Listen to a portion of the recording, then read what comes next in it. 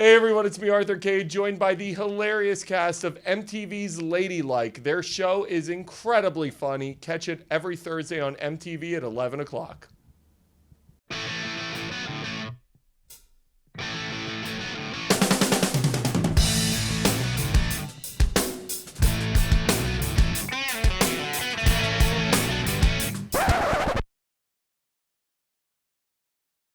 Hey everyone, it's me, Arthur Kade. So the cast of Ladylike is here, and I was just telling you guys, I watched the first 2 episodes of your show. Really enjoyed it. I actually want to go out on the street with you guys because I love that man on the street stuff, but the stuff you do is just straight crazy. Do you need that microphone or no? I mean, yeah, why? Oh, I just love it. It's just like far away from you, but you're like carrying it without it. Like it's almost prop-esque. Not that it is a prop, but I'm officially scared of you already. Why? Because I feel like you're gonna tear me apart during the interview. I'm such a sweet, nice Look Jewish at how boy. I'm an asshole. There's no way I could tear you apart. You've worn a nice outfit, and I look like an idiot. No. This is my hair. It looks like I'm wearing a gay. Do you like this all day? Yeah. It's just a wonderful gem of a man. That's debatable. The man part. You've got the best laugh since thank Chanel, what's her name from Ridiculousness? Chanel Westcoast? Chanel Westcoast's got the best laugh. You might be number 2 behind that. So congrats on the show. For those who don't know what your show is all about, I'll give them a little synopsis. You run out on the street. You do tons of pranks. It's female-centric, pretty awesome. You catcall. Nicole's running around with nails like this, makes her look like Edward Scissorhands. How the heck do you think all this crap up? Because you fit into one episode what most people would do in one season. Yeah, we shot 100 pranks this season. So it was like a full-time thing. We shot a different prank every day. It took usually all day. A lot of those, you're seeing these things edited down to 2 or 3 minutes, and it was a whole day of doing that to people. Yeah. So how much from getting on location to being there to waiting for the idiots to show up to filming it to dealing with them to it's an entire thing. Yeah, you need your own spin-off. You're unbelievable. It's called being an asshole with Matteo. What did I say? Too many opinions. No one gives a shit about with Matteo. Something like this. We'll talk. Just very opinionated, so I apologize. How do you guys think up the pranks? Because as I'm watching this, I'm thinking to myself, wait a minute, I would have never thought of that. Like certain ones, like the catcalling one, simple. But to actually do the Edward Scissorhands thing, I'm sitting there, I'm like, to watch the people's reactions, they're in a cupcake shop, and Nicole has nails that are like this, and she's literally losing nails into the cupcakes. I'm like, who thinks of this stuff? How's it come up? Well, we thought of a bunch ourselves, before the show started, and as it was going, we got to pitch them. But they also have a writing team, people who have been on other prank shows and have a lot of their minds just work that way. They're so some were our own ideas, and some we'd show up and just be like, oh. And because there's so many people that have been so experienced in doing other prank shows, if you bring them an idea, they can twist it in a way that it fits with an actual prank show. Because there's so much that goes into play that you don't even think about. Like sometimes you're just like, I kept begging them to put me in drag, and they didn't. But, they're like, well, how is that a prank? I'm like, oh, yeah, I guess I just wanted to be in drag. Like, you know what I mean? Like, they know what they're talking about. They know what they're doing. Yeah, and there's writers, great writers, and PJ, our director, is great, and Julia. I mean, this is just great people we were surrounded with. The cast and crew, honestly, were the best part. They're so great. And really hot cameramen. So hot. Oh my gosh. Camera dudes in the world. I mean, incredible. Safa. What a pleasure to work with them every day. Safa, hey, if you're watching.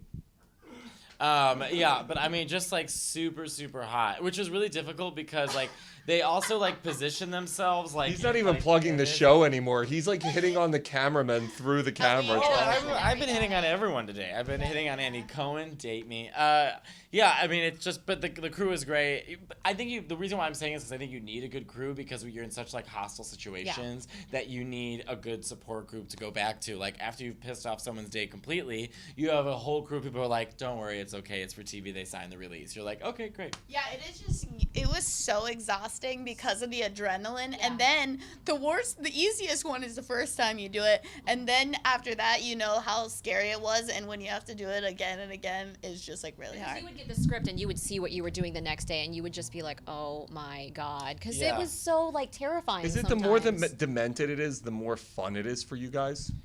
I don't know. I'm a very sensitive person, so I get I know that's based off this interview, you wouldn't believe it. Yeah, But Arthur's like, sure, Matteo. but I'm waiting for the Dina Lohan story coming soon, by the way. Well, I'm just counting. I'm getting the show stuff out of the way, and I'm literally counting in my head Dina Lohan. The countdown to Dina Lohan. To legendary diva A-list star Dina Lohan, everyone.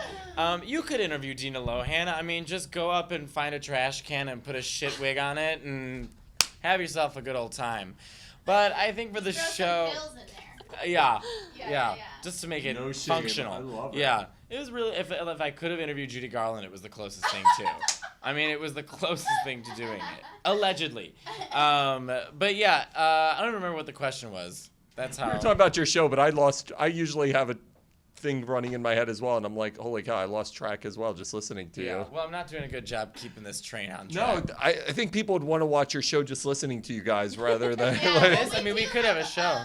We do have roundtables during the show Yes. where we talk about certain topics, that are female-centric, and a lot of very revealing stories. So if you want to just hear humiliating past, Some then of us tune reveal in. things, and some of us don't. Blair, who's on a prank show, has decided that she's gonna be a little Miss Princess and not revealing. One time I was like, reveal like your deepest, darkest secrets, and I'm literally like, I blew a guy in the back of a cab. It was a Chicago cop, and Nicole is going on her stories, and Blair's like, one time I went skiing. That is not true. What was your secret? What was your ridiculous secret? I was like, I entered a I want to spelling bottle your laugh. I want your laugh to be my phone ringer. I was told from a producer, oh yeah, this is really easy. You just state a fact that your castmate might not know about each other. Not your deepest, darkest secret in the world like these people. Who on TV gives a shit about you that you were in a beauty pageant in the 3rd grade? Tell us the story, Blair. I was never a pageant girl, but thank you for What was the insinuating. fact you I revealed? don't even want to reveal it now that you've belittled it so deeply. I want to know now. This might be better than the Dina Lohan story. I'm going to be disappointed, though, when I hear it, aren't I? Okay, Arthur, I was the fastest skier in California when I was 4 years old. You got to be kidding me, right? And the rest of I'm like, well, a police officer in Chicago and I got it out of the back of a cab and I blew him. And the cab driver's like, don't stop. And, it got crazy. And then he blew me. And she's like, one time when I was in the 3rd grade. I put a hairpin in my hair. I was not told that it was supposed to be a lecherous But also secret. your handwriting. So, like, we were given a sheet. We knew it was Blair's because we were given sheets, and you got to write on it. Everyone wrote in the center. Blair wrote in the bottom left-hand corner. It was like, oh, well, this is Blair's. We know from her writing habits, too. My life is riddled in shame. You can even tell. Writing. I can't with you guys. Where's Blair? In the left corner of the room, writing in the left corner of her paper, holding this. God, Blair.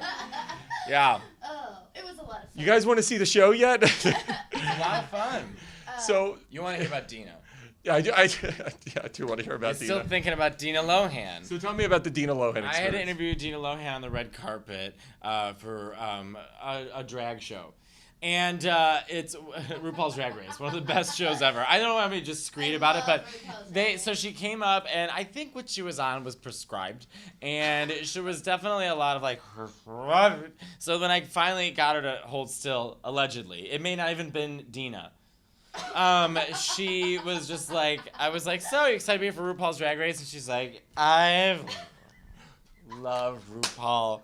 I've known him since Studio 54, which shows my colors. I'm 12, but I think he's awesome sauce. And I don't know if she said awesome sauce, but it was a phrasing that made me like I just remembered awesome sauce. So I didn't know what to say, so I was like, that should be the name of your book. And she goes, the name of my book's A Parent Trap.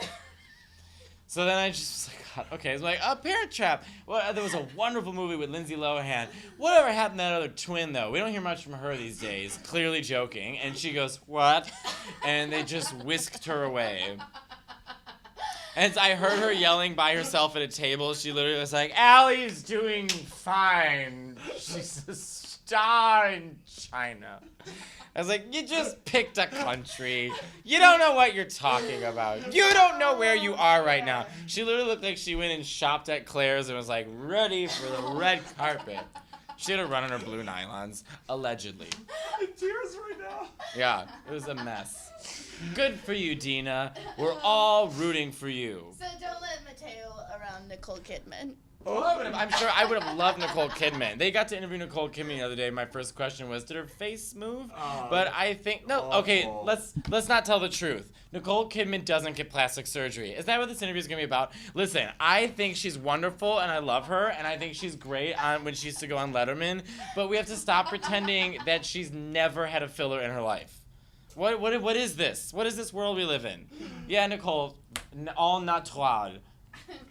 Don't get me wrong. When I turn like 40 years old, I'm gonna be so pulled that I'll be shitting out my ass. That's the real favorite phrase. person is Joan Rivers, so that's what we can expect from him. Yeah, I actually probably will never get plastic surgery, to tell you the truth. Really? Never say No, never, I don't want You don't to. have a line on your forehead. One day you'll be old like me, and we get these. Well, This I'm is 29, which means I'm dead in gay years. But you know, I don't know. I just don't see the point.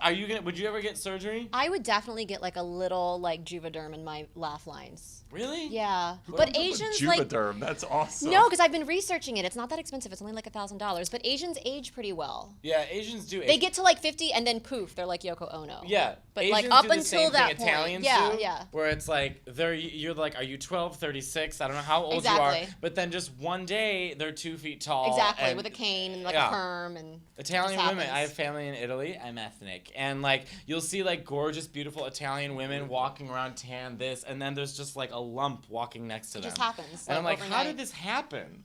Because they were that one day. What are some of the craziest reactions? Because I remember talking to Billy Eichner about You this. just skid over all that plastic surgery stuff. Good for you. That's the right choice. We're trying trying to to stay sell on you- topic. Yes. I'm Yes, trying to yes. sell your Which show. Yes. ethnicities age the best? We have a show to promote. We're Ladylike. talking about our ethnicities. Right. Go on. Tell us another secret, Blair. She's like, when I was 8, I ate ice cream and it was chocolate. I am a virgin, Dad. You're left. I want. Can I record? We need to record it for my ringer. I Can you think. like my ringtone. I think I want it to be my ring. I want to wake up to your laugh. Wow, thank you. My sunshine. All right, so you're filming all day. Obviously, you're pissing a ton of people off through the process. Yeah, What were for some of the sure. craziest reactions? Just like a trail of dead bodies. You had a crazy reaction. I did, yeah. I was sniffing people in Central Park, as one does on a prank show, and I went up to this couple just having a vicious makeout by the fountain, and, you know, I went in for a real close sniff, and then all of a sudden in my ear, the director's like, get out of there, run. And I see the producers running down towards me down the stairs, and I'm like, what's wrong? They're just like, keep running, and yeah, a woman was chasing me, but, you know, I have the athletic skills of like a Viking, so she wasn't close to getting me, but, you know, I was chased down, yeah. We had a thing where we were trying to tell men not to masturbate, like we're trying to like reverse. It was, anyways. So this, I mean, you look at the prank. The prank makes more. I don't want to give too much away, but this one woman just furious came up to us. I mean, just like livid, which to me blows my mind that someone like could get so angry about something that they don't know, but just marches right up to us. She's like, "How dare you? My husband masturbates me, and he's loving me. Now what's wrong with that if he wants to masturbate me?" And I was like, first of all, let's open up Webster's dictionary. That's not how you use the word masturbate. So that's what's wrong. It's called fingering, lady. And secondly, why are you walking up to a complete stranger and telling them that my husband masturbates me over there? It's like, get it together. What is your life right now? Yeah. What people reveal is beyond me. Like, at least, like, I have no shame. Like, I'm desperate. I'm thirsty. Look at my Instagram. I'm thirsty. But it's like other people, like, they live private lives. It's like, I cannot believe you would just walk up and just reveal the most revealing things ever. Ever. The hardest part is Tears, not guys. laughing. I know. Especially I'm for in me. tears Try right not now. to laugh. Trying not to Trying not to laugh laugh is the hardest part is of the the whole hardest thing part. because it's the things you do are so ridiculous. And then it's horrifying to not laugh. There was one where Nicole had to dress up like a baby and act like she was a giant, like, adult baby. You know what I mean? And she's sitting there and she's like rolling around and doing all this stuff like a baby, and I am trying not to laugh so hard. I'm like biting my tongue because Nicole doesn't even faze her.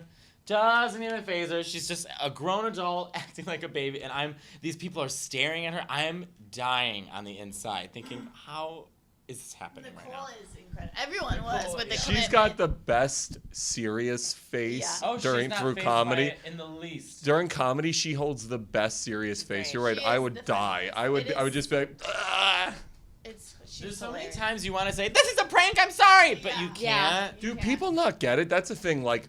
People get mad. They get angry, yeah. But they have to sign releases, right? Like, okay, Yeah. so someone's walking through the park and you're catcalling them. They signed a release first, don't they? So they realize something's going on camera. So no, they don't sign the release before it happens. Oh, you grab them after.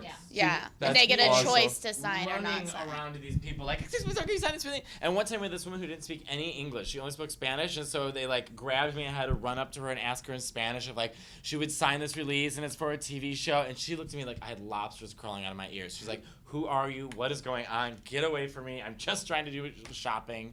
Yeah. That's crazy. So people get really mad and just like yell at you, and you're like, "It's all right, just for a TV show. Don't worry, it's very small." Yeah. Have you guys thought about pranks that you wish you could do that you haven't done yet? Drag. That's not a prank though. That's just you having fun. But like prank. But that's what it. Okay, a prank. Let's see. Well, Dina Lohan punked me. I don't know. What's like a good prank you would want to do? The ones that I want to do. Skiing at 4. If we have a season 2, then I have them in the bank for that, so I can't reveal. I think because now that we've done the show, we have a better grasp of what's idea going of like on. how it could work. Were there times? Was it hard at certain points? Like were certain skits obviously easier than others? Absolutely. What were some of the harder ones? God, the pregnant one was the With hardest. with Nicole?